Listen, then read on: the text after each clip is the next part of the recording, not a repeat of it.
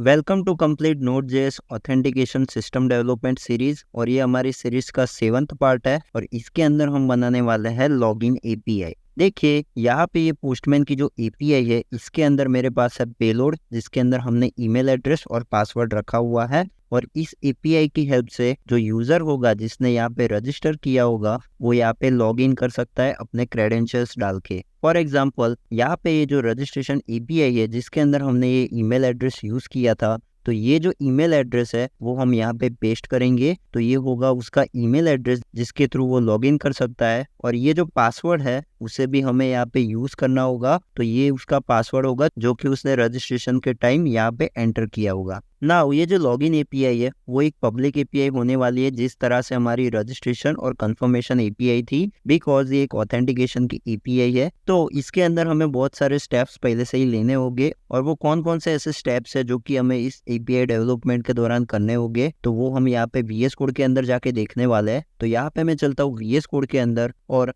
यहाँ पे अभी आपको जाना है SRC फोल्डर में। एंड यहाँ पे अभी ये जो राउटर है उसके अंदर हमें एक एंड पॉइंट यहाँ पे ऐड करना होगा। तो यहाँ पे मैं लिखता हूँ router.route, और ये जो हमारा एंड पॉइंट है वो है /login, और इसकी जो मेथड होने वाली है वो है पोस्ट मेथड।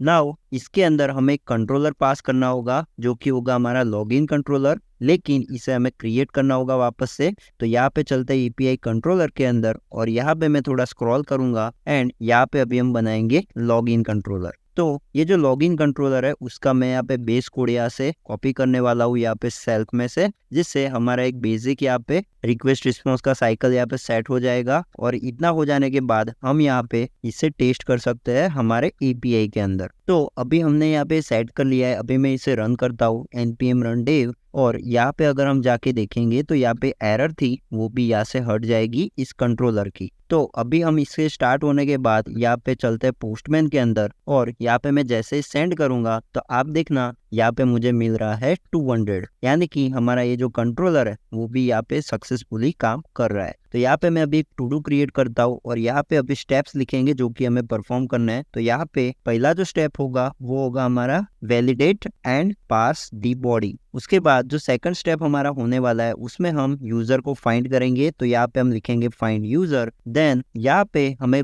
पासवर्ड को वैलिडेट करना होगा, तो यहाँ पे लिखता हूँ वैलिडेट पासवर्ड। उसके बाद हम जो टास्क परफॉर्म करने वाले हैं उसमें हम access token and refresh token को जनरेट करेंगे। देन हमें यहाँ पे लास्ट लॉगिन की जो इंफॉर्मेशन है वो यहाँ पे स्टोर करनी होगी हमारे यूजर की। देन इसके बाद हम यहाँ पे रिफ्रेश टोकन को स्टोर करेंगे। तो यहाँ पे मैं लिखता हूँ refresh token store, and last में हमें यहाँ पे कुकी सेंड करनी है हमारे रिस्पॉन्स के अंदर, तो वो भी हम यहाँ पे परफॉर्म करने वाला है। तो ये जो सारे स्टेप्स है वो हम यहाँ पे लॉगिन एपीआई के लिए यहाँ पे यूज करने वाले हैं। तो यहाँ पे हम पहले ऑप्शन से स्टार्ट करते हैं। तो ये जो वैलिडेट एंड पार्स बॉडी है, तो इसके लिए हमें क्या करना है, देखिए ये जो लॉगिन एपीआई उसके अंदर हम एक बॉडी ले रहे हैं जिसके अंदर हमारी 2 फील्ड है। तो इन दोनों फील्ड्स को हमें यहाँ पे वैलिडेट करना है। तो उसके लिए हमने लास्ट वीडियो के अंदर जो हमारा रजिस्ट्रेशन का एपीआई था उसके अंदर एक सिस्टम बनाया था जो कि था हमारा वैलिडेशन सर्विस के अंदर, जो कि था वैलिडेट रजिस्टर बॉडी। तो इसको मैं यहाँ से सिंपली कॉपी करूंगा और इसके अंदर अभी हम कुछ चेंज करेंगे। तो इसका नाम अभी हम रखेंगे वैलिडेट लॉगिन बॉडी, और इसके अंदर से कुछ ऐसे फील्ड है जो कि हमें नहीं चाहिए। तो यहाँ से मैं इसे हटा देता हूँ, और हमें यहाँ पे सिर्फ ईमेल एड्रेस और फोन नंबर ही चाहिए। और यहाँ पे हमें एरर दे रहा है, और उसके पीछे का एक रीजन है। आप देखिए यहाँ पे हमने एक इंटरफेस क्रिएट किया था I register user request body, तो उसी सेम वे में हमें यहाँ पे एक और इंटरफेस चाहिए आई लॉगिन यूजर रिक्वेस्ट बॉडी, और इसके अंदर सिर्फ आएगा ईमेल एड्रेस और एक और चीज आएगी जो कि होगी पासवर्ड। तो यहाँ पे मैं ईमेल एड्रेस और पासवर्ड रखता हूँ, एंड इससे यहाँ से इसका जो नाम है वो हम यहाँ पे इस यूजर टाइप के अंदर से कॉपी करेंगे, एंड देन यहाँ पे इसे सिंपली पेस्ट करके इंपोर्ट कर देंगे। अभी यहाँ पे हमें पासवर्ड रखना था लेकिन मैंने यहाँ पे फोन नंबर रखा है, तो यहाँ पे मैं इसे रिप्लेस कर देता हूँ, और अभी ये जो हमारी एरर थी वो यहाँ से चली गई है। नाउ अभी चलना है हमें API controller.ts के अंदर, और यहाँ पे अभी हम ऊपर जाएंगे जिसके अंदर हमने रजिस्ट्रेशन API के अंदर ये जो बॉडी वैलिडेशन का काम किया था। तो ये जो पूरा लॉजिक है वो यहाँ से मैं सिंपली कॉपी करता हूँ, एंड देन यहाँ पे हम नीचे आएंगे और यहाँ पे मैं इसे पेस्ट कर दूंगा। तो अभी देखिए ये जो बॉडी वैलिडेशन है उसके अंदर वापस से हमें कुछ चेंजेस करने होंगे। तो ये जो I register user request body है यहाँ पे आएगा I log in user request body, और ये जो बॉडी है वो भी हमें चाहिए होगी। तो उसके लिए मैं क्या करता हूँ, यहाँ पे ये जो हमारी रिक्वेस्ट है उसके अंदर से ये जो बॉडी है उसको हम पार्स करेंगे। तो यहाँ पे हम लिखेंगे बॉडी, जिससे हमारी ये जो बॉडी की जो एरर थी जो कि हमें यहाँ पे फेस करनी पड़ रही थी वो यहाँ से हट जाएगी।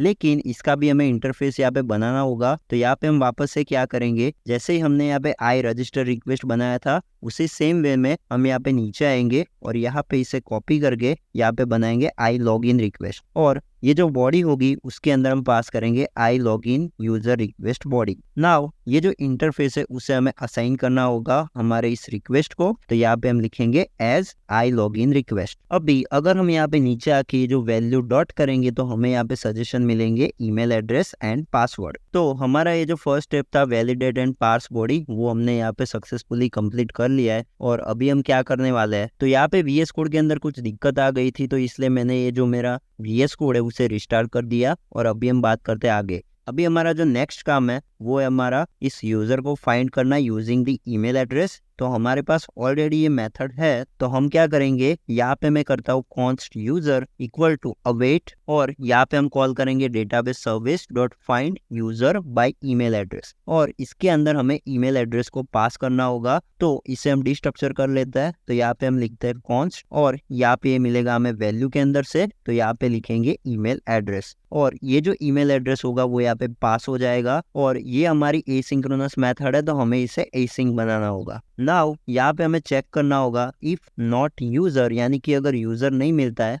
तो फिर हम क्या करेंगे, यहाँ पे एक एरर थ्रो करेंगे दैट यूजर नॉट फाउंड। तो यहाँ पे मैं इस एरर को कॉपी करता हूँ और यहाँ पे ये जो एरर मैसेज है वहां पे हम लिखेंगे न्यू एरर, और यहाँ पे लिखेंगे response message dot not found. और क्या नॉट फाउंड है, बेसिकली हमारा यूजर, और इसका जो स्टेटस कोड होगा वो होगा 404। तो यहाँ पे हम लिखेंगे 404। अभी इतना हो जाने के बाद हम इसे रन करके देखते हैं। तो यहाँ पे मैं जैसे ही सेंड करता हूँ तो आप देखिए मुझे ये दे रहा है नेम इज रिक्वायर्ड, और इसके पीछे का क्या रीजन है वो हमें देखना होगा। तो यहाँ पे हम चलते हैं इस वैलिडेटर के अंदर। तो आप देखिए यहाँ पे मैंने लिखा है वैलिडेट रजिस्टर बॉडी, लेकिन मेरे को यहाँ पे इंपोर्ट करना होगा वैलिडेट लॉगिन बॉडी। और अभी हमें वापस से ट्राई करते हैं एक बार। तो अभी हम सेंड करेंगे तो आप देखिए तो ऑपरेशन हैज बीन सक्सेसफुल। और अगर मैं यहाँ पे बीबी कोडर गाय 1 करूँ तो आप देखना मुझे एरर आ रही है यूजर नॉट फाउंड, यानी कि हमारा ये जो सेकंड स्टेप था जिसमें हम यूजर को फाइंड कर रहे थे वो सक्सेसफुली काम कर रहा है। और अगर हम यहाँ पे करेक्ट एड्रेस डालते हैं तो हमें सक्सेसफुली यहाँ पे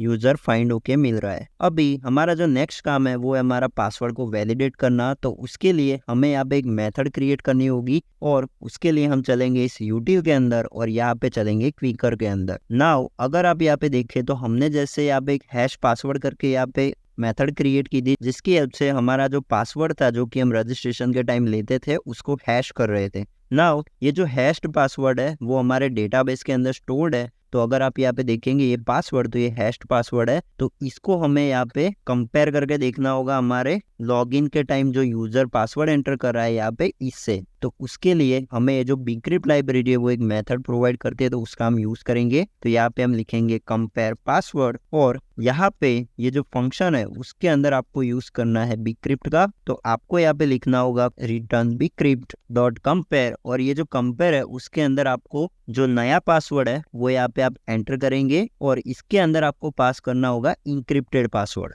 तो यहाँ पे मैं लिखता हूँ ENC पासवर्ड, और इसको हमें रिसीव करना होगा। और ये जो न्यू पासवर्ड है उसकी जगह पे हम लिख सकते हैं यहाँ पे अटेम्प्टेड पासवर्ड, बिकॉज ये थोड़ा अच्छा मेरे को रिलेवेंट नाम लगता है। तो ये जो दोनों ही यहाँ पे पैरामीटर्स है वो होने वाले हैं स्ट्रिंग में। तो यहाँ पे हम लिख देते हैं स्ट्रिंग, और अभी ये जो मेथड है इसका हमें यूज करना होगा। तो यहाँ पे जो वैलिडेट पासवर्ड है उसके आगे आप लिखेंगे अवेट, और यहाँ पे लिखेंगे क्विकर डॉट कंपेयर पासवर्ड। तो यहाँ पे आप लिखेंगे पासवर्ड जो कि हमें हमारी बॉडी से मिलेगा, तो इसे हमें यहाँ पे इंपोर्ट करना होगा। तो यहाँ पे आ गया पासवर्ड, एंड देन यहाँ पे हमें चाहिए इंक्रिप्टेड पासवर्ड, तो वो मिलेगा हमें हमारे यूजर से। तो यहाँ पे लिखेंगे यूजर डॉट पासवर्ड। नाउ यहाँ पे हम लिखेंगे कॉन्स्ट इज वैलिड पासवर्ड और यहाँ पे इसे सेव कर देंगे। तो अभी देखिए ये जो यूजर डॉट पासवर्ड है वो एक्चुअली में हमें यहाँ पे मिल तो रहा है, लेकिन हमें इसके अंदर थोड़ा सिक्योरिटी से रिलेटेड काम करना है, बिकॉज मैं चाहता हूँ कि ये जो इंक्रिप्टेड पासवर्ड है वो हर बार फैच होके ना आए इस यूजर के साथ। तो उसके लिए हम क्या करेंगे, यहाँ पे ये जो SRC है उसके अंदर जाके ये जो मॉडल है यहाँ पे यूजर मॉडल के अंदर हमें कुछ चेंज करना है।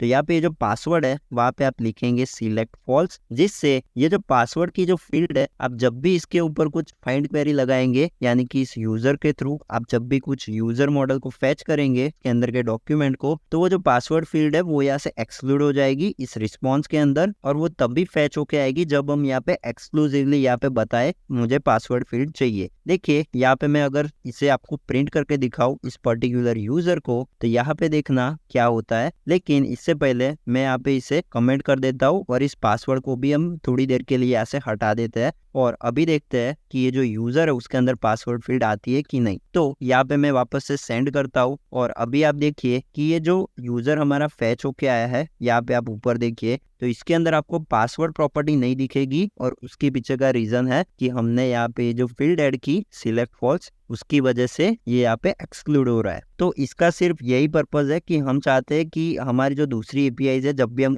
किसी यूजर को किसी और पर्पज के लिए फैच करें तो वो पासवर्ड फील्ड वहां पे ना आए, जिससे हमारा थोड़ा सिक्योरिटी से रिलेटेड काम भी हो जाएगा। तो अभी उस फील्ड को यहाँ पे हमें जरूरत है, तो उसको गेट करने के लिए हम क्या कर सकते हैं, देखिए यहाँ पे ये जो find user by email address है इसके अंदर हम यहाँ पे एक स्पेसिफिक पैरामीटर ले सकते हैं सिलेक्ट, और ये हो सकता है स्ट्रिंग। नाउ इसका हमें यूज करना होगा यहाँ पे डॉट सिलेक्ट करके, और इसके अंदर हम सिलेक्ट को पास करेंगे और इसकी जो डिफॉल्ट वैल्यू होगी वो होगी एम्प्टी स्ट्रिंग। नाउ अगर हम यहाँ पे जाए तो यहाँ पे ये जो हमने यूज किया find user by email address, इसके अंदर हम सेकंड पैरामीटर ऐड करेंगे और यहाँ पे आप लिखेंगे प्लस, और हमारी जो पासवर्ड की फील्ड है उसका नाम तो वो है हमारी प्लस पासवर्ड।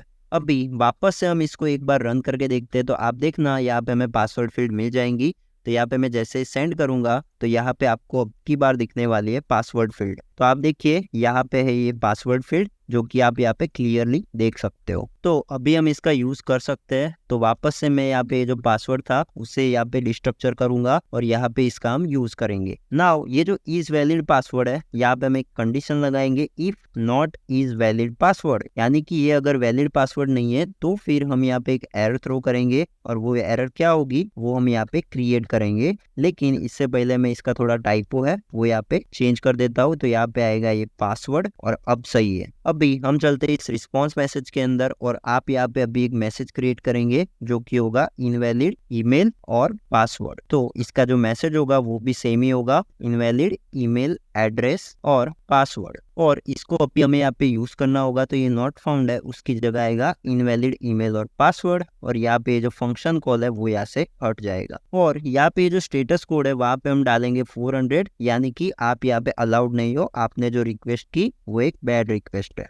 अभी यहाँ पे हम क्या करेंगे, यहाँ पे वापस से इसको ट्राई करके देखने वाले इस पर्टिकुलर स्टेप को। तो यहाँ पे मैं चलता हूँ पोस्टमैन के अंदर और यहाँ पे सेंड करूंगा। तो हमारा ये जो ऑपरेशन है वो यहाँ पे सक्सेसफुल है, बिकॉज यहाँ पे जो आईडी पासवर्ड है वो बहुत ही सही है। लेकिन यहाँ से मैं एक कैरेक्टर हटा देता हूँ इस पासवर्ड में से, और अब अगर हम यहाँ पे सेंड करेंगे तो आप देखिए हमें एरर मिल रही है, ईमेल और पासवर्ड इज इनवैलिड, राइट। और यही सेम चीज अगर यहाँ पे मैं डाल के देखूंगा तो भी ये सेम चीज होने वाली है। आप देखिए यूजर नॉट फाउंड, तो पहले तो यही दिक्कत है कि ये यूजर फाउंड ही नहीं है। लेकिन यहाँ पे अगर आप गलत ईमेल एड्रेस भी डालोगे या फिर किसी और का भी डालोगे तो भी अगर वो एग्जिस्ट करता होगा तो उसका जो पासवर्ड अगर मैच नहीं होता है तो हमें ये दिखाएगा इनवैलिड ईमेल और पासवर्ड। लेकिन हमारा ये सही से काम कर रहा है, तो अभी हम बढ़ेंगे आगे नेक्स्ट स्टेप की ओर। तो अभी हमारा जो नेक्स्ट काम है वो है हमारा access token and refresh token को जनरेट करना। तो यहाँ पे access token and refresh token को जनरेट करने के लिए हमें यहाँ पे एक लाइब्रेरी की जरूरत होगी, तो उसे हम यहाँ पे इंस्टॉल करते हैं। तो यहाँ पे मैं लिखता हूँ npm i JSON web token, और इसे आपको सिंपली अपने प्रोजेक्ट के अंदर इंस्टॉल कर देना है। नाउ ये हमारी लाइब्रेरी इंस्टॉल हो चुकी है, और अभी हम चलेंगे वापस से quicker.ts के अंदर, और यहाँ पे हमें एक मेथड क्रिएट करनी है जो कि होगी हमारी जनरेट टोकन। तो तो यहाँ पे हम लिखेंगे जनरेट टोकन और ये जो मेथड है इसके अंदर हम जेसन वेब टोकन का यूज करेंगे। तो हमें सबसे पहले तो जेसन वेब टोकन को इंपोर्ट करना होगा। तो यहाँ पे हम लिखेंगे import JWT from Jason web token और यहाँ पे इसका हम यूज करेंगे। तो यहाँ पे मैं ये जो JWT है उसका यहाँ पे यूज करूंगा और यहाँ पे हम लिखेंगे JWT.sign और ये जो साइन मेथड है इसके अंदर हमें पहला तो पास करना होता है पेलोड। तो यहाँ पे हम अभी के लिए यहाँ पे एक ऑब्जेक्ट पास करते हैं। देन यहाँ पे हमें चाहिए सीक्रेट और प्राइवेट की, तो ये हमें वापस से यहाँ पे यूज करनी होगी और इसके अंदर हमें कुछ ऑप्शंस मिलते हैं जिसमें से एक तो होता है एक्सपायर्स इन, तो ये भी हमें यहाँ पे पास करना होगा और ये होता है हमारा सेकंड्स में, तो हमें यहाँ पे सेकंड्स पास करने होंगे। तो यहाँ पे मैं लिख देता हूँ अभी के लिए 3600 यानी कि 1 आवर। तो ये जो JWT होता है वो एक्चुअली में आप जो इसके अंदर जो डेटा पास करते हो, अभी हमने यहाँ पे एम्प्टी ऑब्जेक्ट पास किया है और ये हो सकता है आपका यहाँ पे पेलोड जो कि यहाँ पे हो सकता है एक ऑब्जेक्ट और ये जो पेलोड है उसको हमें यहाँ पे पास करना होता है। नाउ इसके अंदर ये जो सारा डेटा होता है वो JWT में स्टोर होता है और इसको आप एक सीक्रेट की से इंक्रिप्ट करते हो जिससे आपका जो टोकन है जो कि कुकी में स्टोर होने वाला है वो जब भी आप रिसीव करेंगे तो ये जो सीक्रेट की होगी उसकी हेल्प से आप अपने सर्वर के अंदर उसको डिक्रिप्ट करके उसके अंदर से ये जो स्टोर्ड डेटा है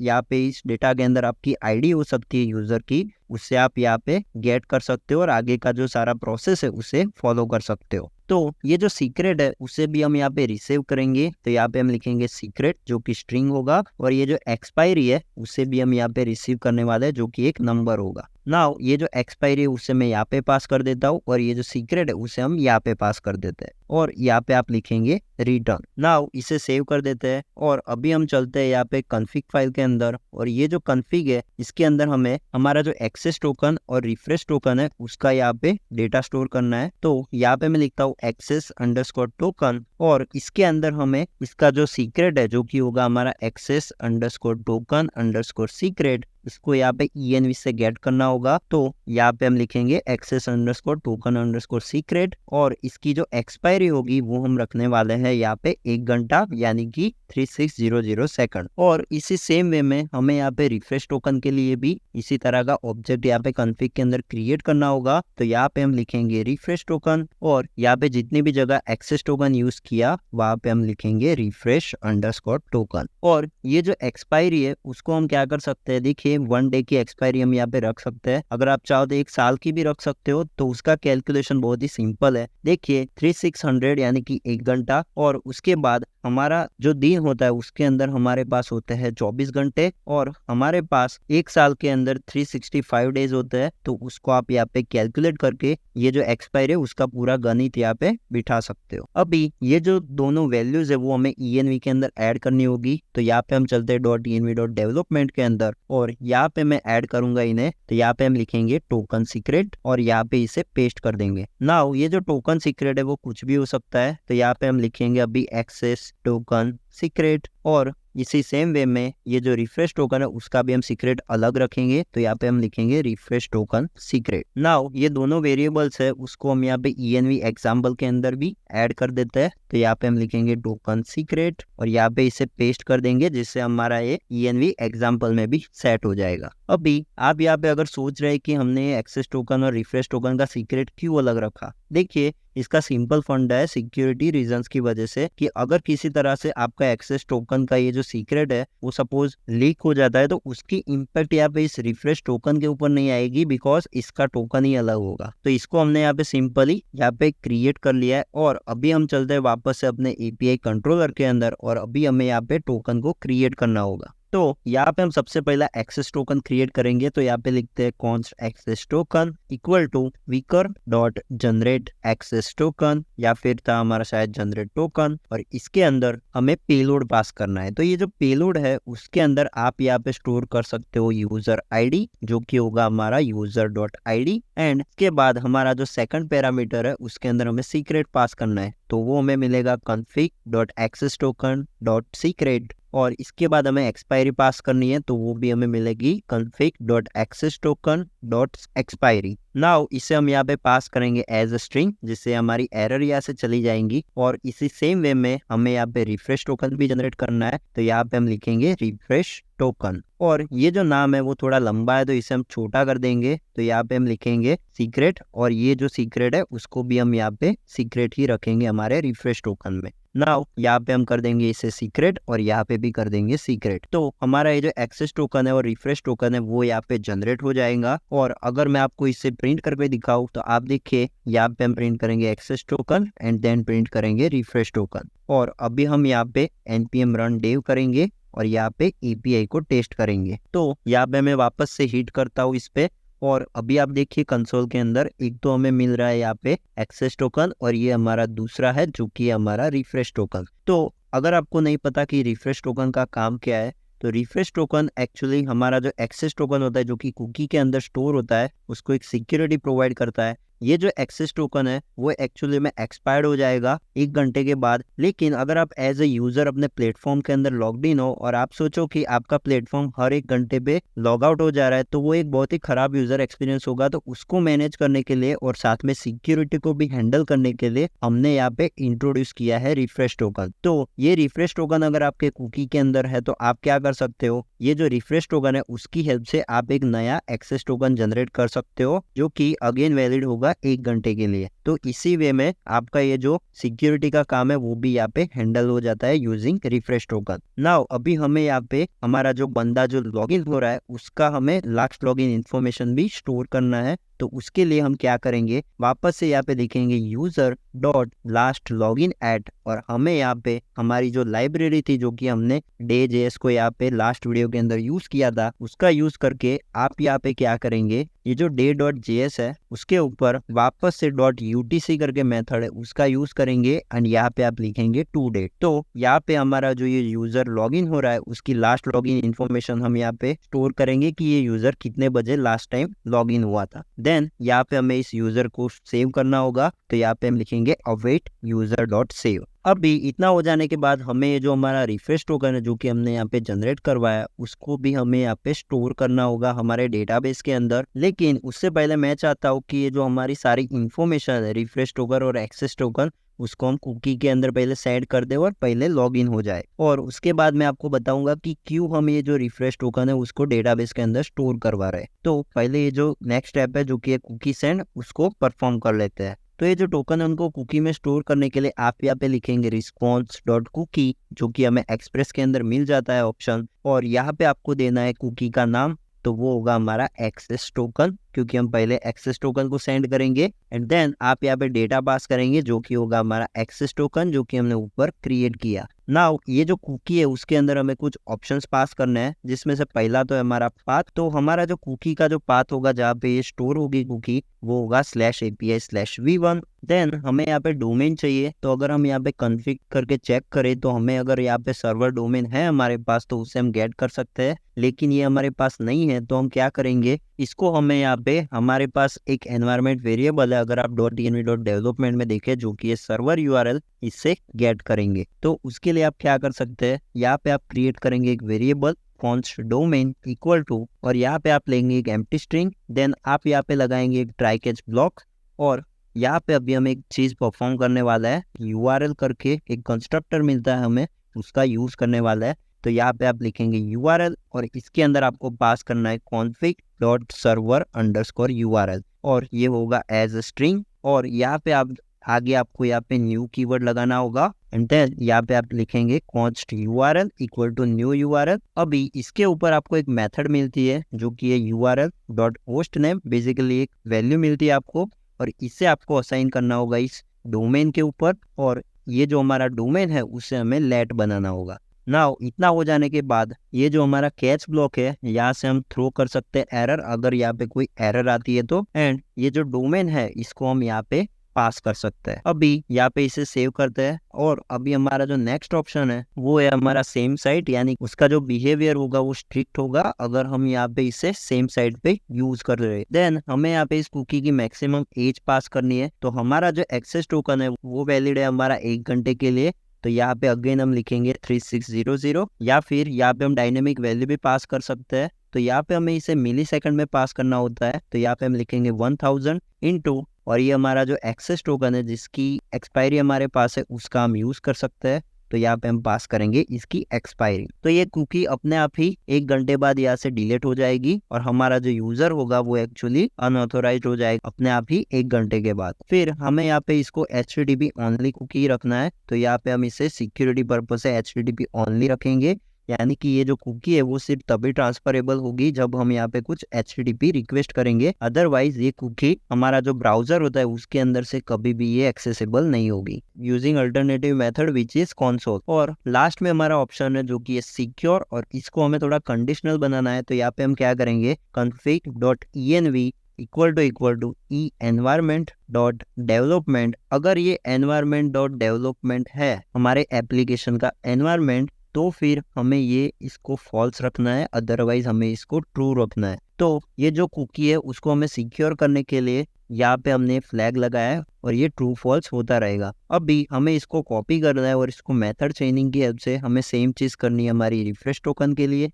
तो यहाँ पे हम लिखेंगे रिफ्रेश टोकन, और इसकी जो एक्सपायरी होगी वो आएगी यहाँ पे रिफ्रेश टोकन की एक्सपायरी। नाउ बाकी जो सारी चीजें हैं वो यहाँ पे सेम रहेगी। और अभी हम क्या करेंगे, अभी हम यहाँ पे लॉगिन करके देखने वाले कि एक्चुअली में हमारा यूजर लॉगिन हो पाता है या नहीं। तो यहाँ पे आप देखिए जो कुकीज है वो अभी यहाँ पे क्लियर है, इसके अंदर आपको कुछ भी नहीं दिख रहा। लेकिन जैसे ही मैं यहाँ पे लॉगिन करूंगा तो आप देखिए यहाँ पे अभी आपको 2 कुकीज मिलेंगी, और यहाँ पे हमने जो ऑप्शन सेट किए थे जिसमें से पहला था पाथ, देन था डोमेन, एक्सपायर्स, HTTP ओनली, ये सारी चीजें यहाँ पे आ चुकी है। और ये जो एक्सपायर्स है उसको भी आप देख सकते हो कि यहाँ पे ये जो हमारा एक्सेस टोकन है वो हो रहा है एक्सपायर 8 सितंबर को, यानी कि 1 घंटे के बाद ही। एंड ये जो हमारा रिफ्रेश टोकन है वो एक्सपायर होने वाला है कल, यानी कि मंडे को 10:57 पे। तो अभी हमने जब API कॉल किया था तो 10:57 हुआ था यूजिंग UTC टाइम, और ये जो एक्सेस टोकन है वो उसके 1 घंटे बाद एक्सपायर होने वाला था, यानी कि 11:57 पे। तो हमारी ये जो दोनों टोकन है वो हमने यहाँ पे जनरेट करवा लिए, और हमारा जो यूजर वो एक्चुअली में लॉगिन हो चुका है, लेकिन आपको ये दिखेगा नहीं बिकॉज हमने यहाँ पे नेक्स्ट API है जो कि एक प्राइवेट प्रोटेक्टेड API होने वाली है, सेल्फ आइडेंटिफिकेशन API। इसके अंदर एक्चुअली में आपको मालूम पड़ेगा। तो ये जो हमने लॉगिन API क्रिएट की उसके अंदर ये जो टोकन मिला उसकी हेल्प से कैसे हम यहाँ पे एक प्रोटेक्टेड API क्रिएट कर सकते हैं। और ये जो टोकन है उसको हमें चेक करना हो कि इसके अंदर एक्चुअली में क्या डेटा हमने सेव किया, तो वो भी आप यहाँ पे देख सकते हो। तो उसके लिए क्या करेंगे आप, ये जो एक्सेस टोकन हमने यहाँ पे गेट किया है उसको आप यहाँ पे कॉपी कर सकते हो। तो यहाँ से ये कॉपी नहीं हो रहा तो हम क्या कर सकते हैं, इसको हम यहाँ पे रिस्पॉन्स के अंदर भी सेट कर सकते हैं। तो यहाँ पे आप लिखेंगे एक्सेस टोकन, और यहाँ पे जो दूसरा वैल्यू होगा वो होगा रिफ्रेश टोकन। ना वापस से एक बार हिट करते हैं तो आप देखिए अभी ये जो बॉडी है इसके अंदर आपको एक्सेस टोकन और रिफ्रेश टोकन मिल रहा होगा। तो इससे मैं यहाँ से कॉपी करूंगा और वापस से अभी हम यहाँ पे एक वेबसाइट पे चलेंगे जो कि है jwt.io, और इस वेबसाइट के अंदर आपको नीचे आना है और आपका ये जो टोकन है उसको सिंपली यहाँ पे जो एनकोडेड पार्ट है यहाँ पे पेस्ट कर देना है। तो आपको यहाँ पे देखिए एक डेटा मिल रहा है जो कि है यूजर ID, जो कि हमारे यूजर की ID है C7, यानी कि अपना ये पर्टिकुलर यूजर इसकी ID है, और यही सेम ID है जो हमारा रिफ्रेश टोकन है उसके अंदर भी आपको मिलेगी। आप देखिए यहाँ पे आप देखेंगे तो आपको ये सेम ID यहाँ पे मिलने वाली है। अभी मैंने यहाँ पे एक चीज नोटिस की कि ये जो दोनों टोकन है वो एक जैसे ही है, तो ये हमारी शायद गलती हो गई है हमारा सीक्रेट के अंदर। तो ये टोकन एक्चुअली में अलग होने चाहिए। तो ये जो रिफ्रेश टोकन है इसके अंदर हमने यहाँ पे गलती से एक्सेस टोकन ही रख दिया है, तो हमें इसको चेंज करके करना होगा रिफ्रेश टोकन। और अभी देखना कि ये जो हमारे टोकन है वो दोनों ही डिफरेंट टोकन आने वाला है। तो यहाँ पे मैं वापस से चलता हूँ और इसे सेंड करते हैं। तो आप देखिए अब की बार हमें जो दोनों टोकन मिल रहा है वो दोनों ही टोकन यहाँ पे डिफरेंट है, लेकिन इसके अंदर डेटा अलग होगा। सिर्फ ये दोनों टोकन अलग अलग की से साइन हुए हैं। नाउ अभी हमारा एक काम बचा है, और वो काम ये है कि हमें ये जो हमारा रिफ्रेश टोकन है उसको इस डेटाबेस के अंदर स्टोर करना है। और वो क्यों करना है, देखिए इसके पीछे बहुत सारे रीज़न है कि हम क्यों डेटाबेस के अंदर रिफ्रेश टोकन को स्टोर करते हैं।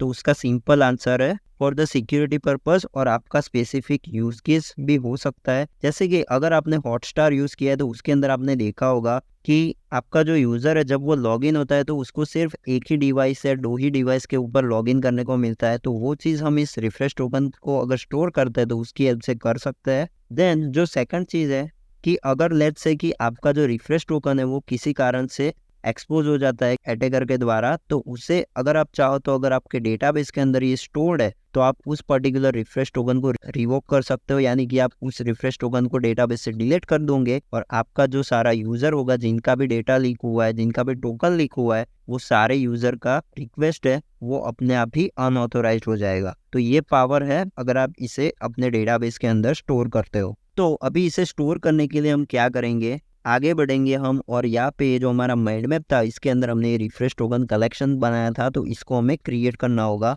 तो ये बहुत ही छोटा कलेक्शन है, तो हम क्या करेंगे, ये जो मॉडल है इसके अंदर जाके यहाँ पे हम लिखेंगे रिफ्रेश टोकन मॉडल .ts और इसको हमें अभी क्रिएट करना है। तो मैं इसे कॉपी करता हूँ और यहाँ पे आके इसे पेस्ट करूंगा और यहाँ पे आप लिखेंगे रिफ्रेश डैश टोकन और इसके अंदर बहुत सारी फील्ड्स है लेकिन हमें सिर्फ इसमें से एक ही फील्ड चाहिए। तो यहाँ पे मैं सारी फील्ड है वो यहाँ से हटा दूंगा और हमें इसके अंदर चाहिए टोकन फील्ड जो कि वापस से होने वाली है हमारी स्ट्रिंग और ये होगी हमारी एक रिक्वायर्ड फील्ड। अभी इसकी हमें ज़रूरत नहीं है तो इसे भी हम यहाँ से हटा देते हैं और ये यूज़र स्कीमा है, इसकी जगह हम लिखेंगे रिफ्रेश टोकन स्कीमा और यहाँ पे इसे सेव करेंगे। अभी आपको यहाँ पे एरर दे रहा है बिकॉज हमने यहाँ पे जो जेनरिक है वहाँ पे आई यूजर पास किया है, तो ऐसा सेम जेनरिक हमें क्रिएट करना होगा आई रिफ्रेश टोकन। तो यहाँ पे मैं लिखता हूँ आई रिफ्रेश टोकन और इसके अंदर से सारी जो फील्ड है वो यहाँ से हम रिमूव कर देंगे और इसके अंदर सिर्फ एक ही फील्ड आएगी जो कि होगी टोकन। नाउ इसको हम यहाँ पे इंपोर्ट करते हैं तो यहाँ पे हम लिखेंगे आई रिफ्रेश टोकन और जिससे हमारी ये जो एरर है वो यहाँ से हट जाएगी और यहाँ पे इसे रिमूव कर देते हैं। अभी ये जो रिफ्रेश टोकन का जो मॉडल है वो तो हमने यहाँ पे बना लिया, लेकिन उसके ऊपर एक मेथड भी बनानी होगी जिसकी हेल्प से हम यहाँ पे टोकन गेट करेंगे। तो यहाँ पे आप एक मेथड बनाएंगे सर्विस के अंदर, डेटाबेस सर्विस के अंदर, और यहाँ पे नीचे लिखेंगे क्रिएट रिफ्रेश टोकन और यहाँ पे आप लिखेंगे पेलोड और पेलोड के अंदर आप जो डेटा रिसीव करेंगे वो होगा आई रिफ्रेश टोकन। देन यहाँ पे आपको रिटर्न करना है refresh token model dot create और इसके अंदर आप पास करेंगे पेलोड और इसका डेटा सिंपली रिटर्न करेंगे। नाउ इसे मैं क्लोज करता हूँ और इसे भी हम यहाँ पे क्लोज कर देंगे और अभी हम चलते हैं एपीआई कंट्रोलर के अंदर और यहाँ पे अभी आप करेंगे await database service dot create refresh token और इसके अंदर आपको पास करना है एक पेलोड। तो यहाँ पे हम पास करेंगे कॉन्स्ट रिफ्रेश टोकन पेलोड और इसका जो टाइप होगा वो होगा आई रिफ्रेश टोकन। तो इसके अंदर हमें चाहिए एक तो टोकन जो कि हमारे पास ऑलरेडी है जो कि हमारा रिफ्रेश टोकन और इसको हमें पास करना होगा इस पर्टिकुलर मेथड के अंदर। तो हमारा ये जो टोकन है वो यहाँ पे स्टोर हो जाएगा और अभी अगर हम यहाँ पे डेटाबेस के अंदर चले और इसे अगर हम रिफ्रेश करें तो यहाँ पे मैं इसे रिफ्रेश करता हूँ रिफ्रेश डेटाबेसेस, तो आपको यहाँ पे मिलेगा रिफ्रेश टोकन्स। और अभी अगर मैं वापस से यहाँ पे सेंड बटन प्रेस करूँ तो आप देखिए कि इसके अंदर एक टोकन आएगा जो कि आप यहाँ पे देख सकते हो, जो कि लास्ट में अगर आप देखेंगे तो वो है TPE और इसके अंदर भी है TPE। तो ये जो टोकन है हमने इसको स्टोर कर लिया है और इसका हम यूज करेंगे जब हम यहाँ पे रिफ्रेश टोकन API क्रिएट करेंगे। तो उसका यूज केस इस पर्टिकुलर रिफ्रेश टोकन API के वीडियो के अंदर आपको देखने को मिलेगा। तो हमने ये जो हमारा लॉगिन API का काम था वो हमने यहाँ पे खत्म कर लिया है